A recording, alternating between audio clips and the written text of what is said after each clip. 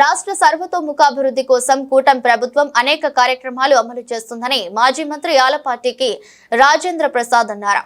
ఉమ్మడి కృష్ణా గుంటూరు జిల్లాల పట్టభద్రుల ఎమ్మెల్సీ స్థానానికి టీడీపీ అభ్యర్థిగా పోటీ చేస్తున్న తనను గెలిపించాలని విజ్ఞప్తి చేశారు. ఉమ్మడి కృష్ణా గుంటూరు జిల్లాల పట్టభద్రుల ఎమ్మెల్సీ స్థానానికి టీడీపీ అభ్యర్థిగా పోటీ చేస్తున్న ఆలపాటి రాజేంద్ర ప్రసాద్ విజయాన్ని ఆకాంక్షిస్తూ విజయవాడలో గద్దె క్రాంతి ఎన్నికల ప్రచారాన్ని నిర్వహించారు. ఎస్ఆర్ఆర్ కళాశాల మరియు బీఆర్టీఎస్ రోడ్డులో కూటమి నేతలతో కలిసి ఆలపాటి వర్కర్స్ ను కలుసుకున్నారు. పట్టభద్రుల స్థానానికి తనను గెలిపించాల్సిన ఆవశ్యకతను ఆలపాటి వర్కర్స్ కు వివరించారు. శాసన మండలిలో ప్రజాగళాన్ని వినిపించేందుకు తనకు అవకాశం కల్పించాలని కోరారు. కూటమి అభ్యర్థిగా పోటీ చేస్తున్న తనను ప్రతి ఒక్కరూ మద్దతు పలికి బలపరచాలని విజ్ఞప్తి చేశారు.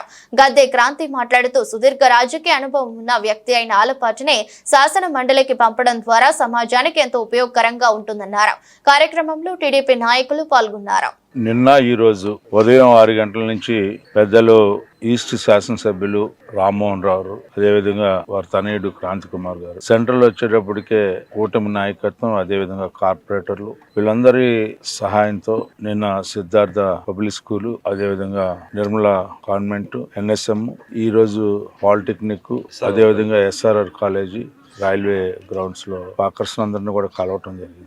ఎవరిని కలిసినా కూడా వారు చాలా ఆత్మీయంగా, అభిమానంగా ఆహ్వానిస్తా ఉన్నారు. క్యాడర్ కూడా మరొకసారి మన యొక్క ప్రభావం, మంచి ప్రభుత్వం యొక్క ఆలోచనని ప్రజల్లో తీసుకెళ్లాలని ఈ రోజున ప్రతి ఒక్క కార్యకర్త కూడా భావిస్తా ఉన్నారు. ఎందుకంటే ఈ 7 నెలల కాలంలో ప్రజలు ఇచ్చిన తీర్పు ద్వారా, విశ్వాసం ద్వారా, నమ్మకం ద్వారా ఏర్పడినటువంటి ఎన్డీఏ కూటమి ప్రభుత్వం ప్రజలకి న్యాయం చేయాలి, సంకల్పంతో పనిచేస్తాం అన్నటువంటి ఈ ప్రభుత్వానికి మద్దతు పలకాలని చెప్పి ఎక్కడికి వెళ్ళినా కూడా ప్రగతికి ఓటేద్దాం, ప్రత్యర్థులు ఎవరైనా సరే అని చెప్పే భావం ప్రతి ఒక్కళ్ళు కలగటం అనేది ఇది ఒక రకమైనటువంటి ఆనందం కలుగుతా ఉంది. ఒక వ్యక్తిగా ఈ రోజున సమాజాన్ని మనం గమనించినట్లయితే అతాకుతలమైనటువంటి సమాజం, వ్యవస్థలన్నీ నీరు కారిపోయినటువంటి సమాజం, యావత్తు తెలుగు జాతి అంతా కూడా ఈ రోజున చరిత్రహీనులుగా మార్చేటువంటి పరిస్థితి నుంచి మరొకసారి వారందరూ విముక్తి పొందేలాగా ఇచ్చిన తీర్పు ద్వారా ఏర్పడినటువంటి కూటమి నాయకత్వాన్ని కాపాడుకోవాలి, రక్షించుకోవాలి, గౌరవించుకోవాలని చెప్పి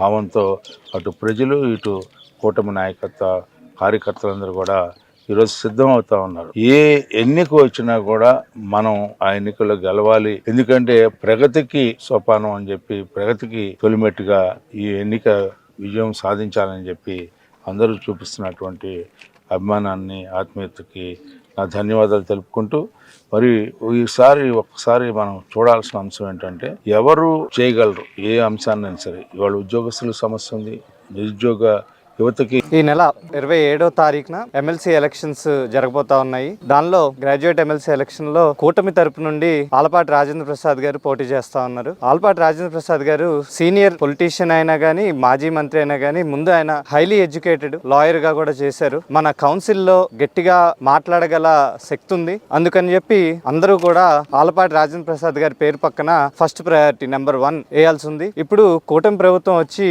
7 నెలలు అయింది. ఈ 7 నెలల్లో చేసిన పనులన్నీ కూడా అందరూ అబ్జర్వ్ చేస్తానే ఉన్నారు. ఇప్పుడు ఈ ఎలక్షన్ అనేది మన కూటమి ప్రభుత్వానికి ఒక స్లిప్ టెస్ట్ లాంటిది. అందరూ కూడా జోరుగా ముందుకొచ్చి ఓటేయాలని కోరుకుంటున్నాము. ఎందుకంటే అందరూ జనరల్ ఎలక్షన్స్ కి ఓటేయటానికి ముందుకు వస్తారు కానీ కౌన్సిల్ ఎలక్షన్స్ అనేసరికి పర్లేదులే అనుకుంటారు. కానీ ఇది చాలా ఇంపార్టెంట్ మనకి. ఎందుకంటే ఈ రాబోయే 5 ఏళ్ళు కూడా బోల్డంత అభివృద్ధి చెందాల్సిన పనులు ఉన్నాయి. ఇప్పుడు ఈ 7 నెలల్లోనే మనకి దగ్గర 6 లక్షల కోట్ల పెట్టుబడులు వచ్చినాయి, 4 లక్షల ఉద్యోగాలు రావటం జరుగుతా ఉంది. ఇప్పుడు మనకి దగ్గర 25 లక్షల ఉద్యోగాలుగా రావటానికి ముందుకి సాగుతున్న కూటమి ప్రభుత్వానికి ఎక్కడా కూడా బ్రేక్ అనేది పడకూడదు. ఇది ఇంతకంటే ఫాస్ట్ గా, ఎక్స్పోనెన్షియల్ గా పెరగాలని చెప్పి ప్రజలందరూ కూడా కోరుకుంటున్నారు. కానీ మన పిల్లల కోసం, మన ఫ్యూచర్ కోసం, రాష్ట్ర డెవలప్మెంట్ కోసం కూడా అందరూ కూడా ఓట్ అనేది మన ప్రథమ హక్కు. ఓట్ అనేది తప్పకుండా ఉపయోగించుకోవాలి. అందరూ కూడా వాళ్ళ క్యాలెండర్ లో 27వ తారీఖు మార్క్ చేసుకుని తప్పకుండా